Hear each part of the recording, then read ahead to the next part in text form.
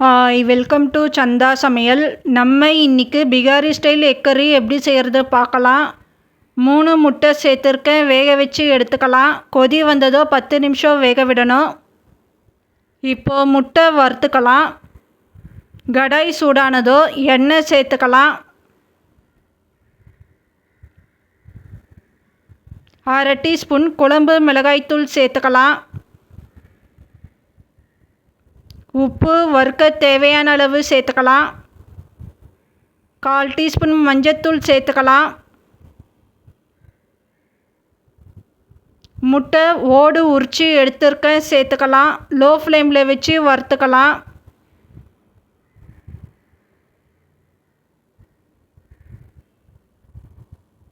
இப்போ ஒரு பிளேட்டுக்கு மாற்றிக்கலாம். தாளிக்க தேவையான அளவு எண்ணெய் சேர்த்துக்கலாம்.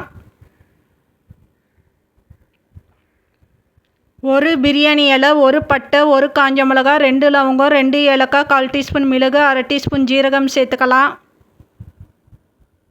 முழு பூண்டு 1 சேர்த்துக்கலாம். ஜீரகம் பொரியணும்.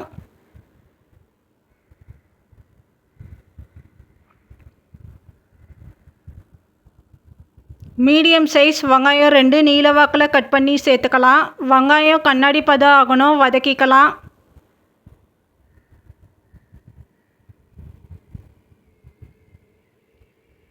அரை டீஸ்பூன் இஞ்சி பூண்டு விழுது சேர்த்துக்கலாம். இஞ்சி பூண்டு விழுது பச்சை ஸ்மெல் போகணும், வதக்கிக்கலாம்.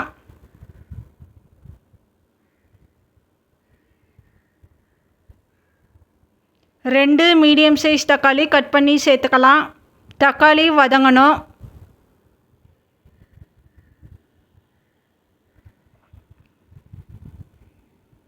ஒரு டீஸ்பூன் குழம்பு மிளகாய்த்தூள் சேர்த்துக்கலாம். 1/4 டீஸ்பூன் கரம் மசாலா சேர்த்துக்கலாம். 1/4 டீஸ்பூன் மஞ்சத்தூள் சேர்த்துக்கலாம். 1 டீஸ்பூன் சிக்கன் மசாலா சேர்த்துக்கலாம். உப்பு கிரேவிக்கு தேவையான அளவு சேர்த்துக்கலாம்.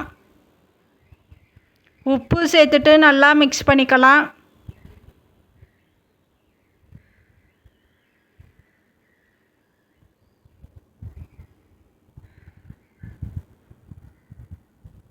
இப்போ தண்ணி சேர்த்துக்கலாம்.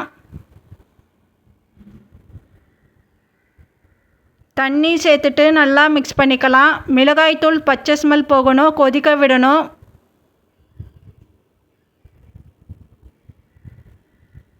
இப்போ கொத்தமல்லி சேர்த்துக்கலாம். வறுத்த முட்டை சேர்த்துக்கலாம். இப்போ மிக்ஸ் பண்ணிக்கலாம். லோ ஃப்ளேமில் 1 நிமிஷம் கொதிக்க விடணும்.